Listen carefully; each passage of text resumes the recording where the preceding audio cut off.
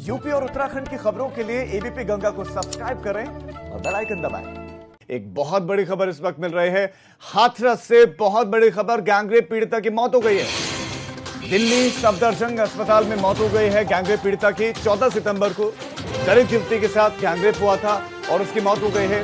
पहले अलीगढ़ में इलाज हो रहा था, उसके बाद कल ही पीड़िता को दिल्ली लाया गया था, सफदरजंग अस्पताल में भर्ती करवाया गया था, लेकिन दम तोड़ दिया। ये बहुत बड़ी खबर। इस मामले में आपको बताते हैं कि पूर्व मुख्यमंत्री बसपा सुप्रीमो मायावती ने भी सवाल उठाए थे। उन्होंने भी ट्वीट करके कई सवाल उठाए प्रदेश की कानून व्यवस्था को लेकर। उन्होंने सवाल पूछे और इस बीच में आपको ये बहुत बड़ी खबर दे दें, गैंगरेप पीड़िता की मौत हो गई है। सफदरजंग अस्पताल में दम तोड़ दिया युवती ने। 14 सितंबर को उसके साथ गैंगरेप हुआ था।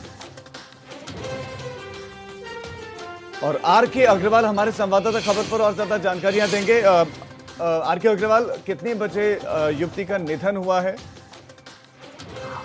आज सुबह इसका निधन हो गया है और 14 सितंबर को इसके साथ 4 लोगों ने गैंगरेप किया था।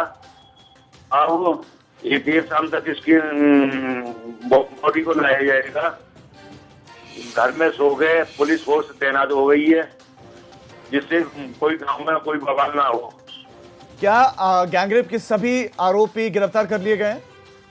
चारों आरोपी पुलिस ने जेल भेज दिए हैं। जी, मैं आपके पास लौटूंगा। इस वक्त हमारे साथ हमारे संवाददाता दिल्ली से अविनाश तिवारी भी जुड़ गए हैं। अविनाश, आरोपी तो भले ही गिरफ्तार कर लिए गए हैं, लेकिन युवती ने दम तोड़ दिया। और सिर्फ युवती ने दम नहीं तोड़ा है, कानून व्यवस्था ने ऐसा लगता है कि उत्तर प्रदेश की दम तोड़ दिया, जहां पर युवतियां बच्चियां सुरक्षित नहीं है। बिल्कुल राजू, अगर करें तो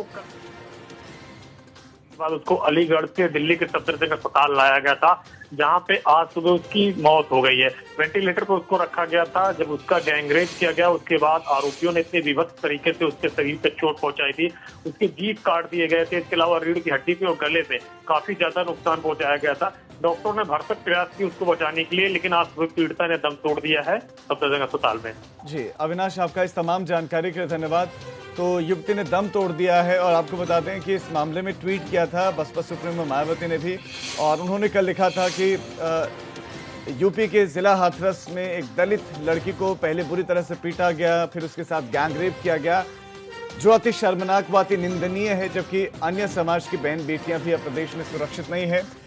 सरकार इस ओर जरूर ध्यान दे, बीएसपी की ये मांग है। ये ट्वीट था और इस घटना को अति शर्मनाक बताया था। और ये बहुत बड़ी खबर आपको दे दें कि वही युवती अब नहीं रही। युवती को बहुत गहरे जख्म दिए गए थे, पूरी तरह से मारा गया था। शरीर के कई हिस्सों में बहुत बुरी चोट आई थी, गहरे जख्म थे और डॉक्टर्स बचा नहीं सके। पहले अलीगढ़ ले गए, वहां से फिर सफदरजंग अस्पताल लाया गया इस उम्मीद में कि शायद डॉक्टर बचा लेंगे युवती को, लेकिन युवती को बचाया नहीं जा सका।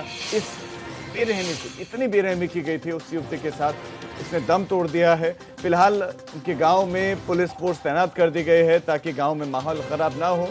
अब ये पुलिस फोर्स पहले तैनात होती तो शायद युवती सुरक्षित होती, अपने सपनों को पूरा करना जो चाह रही थी वो सपने उसके पूरे होते।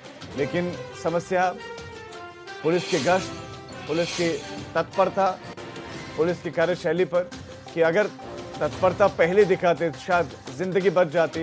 गैंगरेप पीड़िता ने दम तोड़ दिया है। बहुत बड़ी खबर इस वक्त, सफदरजंग अस्पताल में मौत हुई है। हाथरस में दलित युवती के साथ गैंगरेप हुआ था, उस मामले में 4 लोगों को गिरफ्तार कर लिया गया है, लेकिन कल ही पीड़िता को अस्पताल लाया गया था क्योंकि हालत में सुधार नहीं हो रहा था, स्थिति सुधर नहीं रही थी और सफदरजंग अस्पताल में डॉक्टर्स नहीं बचा सके गैंगरेप पीड़िता को, क्योंकि रीढ़ की हड्डी और दूसरे अंगों पर बहुत गहरा जख्म हुआ था। मनोज काका समाजवादी पार्टी के प्रवक्ता है, नेता हमारे साथ जुड़ गए हैं। मनोज जी, युवती ने दम तोड़ दिया है गैंगरेप पीड़िता ने। दिल्ली के सफदरजंग में इलाज तो चल रहा था लेकिन बच नहीं सकी। देखिए, बहुत दुखद है, रोंगटे खड़े हो जाते हैं ऐसे भयावह अपराध को सुन करके। क्या कहा जाए सरकार को, और योगी सरकार में बेटियों की जो हालात है, उस बेटी के साथ दुराचार 14 सितंबर को हुआ और हाथरस पुलिस ने दुराचार के बाद केस को बरगलाने का प्रयास किया और गैंग रेप की जगह पहले हाथरस पुलिस ने उसे अटेम्प्ट टू मर्डर का केस एफआईआर लॉन्च किया। तो पुलिस तंत्र पूरी तरह से केस को बरगलाया। और बेटी की खबर में बधाई देना चाहूंगा आपके चैनल को कि कम से कम आपने कई बार आवाज उठाई, कई सारे मेन स्ट्रीम के मीडिया ने तो आवाज भी नहीं उठाई। तो आप ये इतनी बर्बरता है, और जो लोग दुराचार करने वाले हैं वो किस जाति से हैं, कौन लोग हैं, इस पर भी वो सरकार के संरक्षित लोग हैं। और मनोज जी, आप ये कह रहे हैं कि विशेष जाति को संरक्षण दिया जा रहा है, आप जाति का क्योंकि जिक्र कर रहे हैं? जी बिल्कुल, जी बिल्कुल। आप सोचिए, एक दलित बेटी के साथ दुराचार होता है और पुलिस जो है दुराचार की जगह, गैंग रेप की जगह अटेम्प्ट टू मर्डर का case FIR launch. Manoj ji, इसमें कोई शक नहीं है कि ये निंदनीय है और अति शर्मनाक घटना है, लेकिन कई मामलों में आप खुद कहते हैं कि जात पात नहीं देखनी चाहिए, लेकिन इस मामले में आप जात पात देख रहे हैं। मेरा सवाल है कि सत्ता संरक्षित लोग हैं, अगर वो संरक्षित लोग नहीं होते, सत्ता का उनको संरक्षण नहीं होता, तो आप सोचिए कि बेटी के साथ दुराचार हुआ है और एफआईआर लॉन्च हो रही है अटेम्प्ट टू मर्डर का।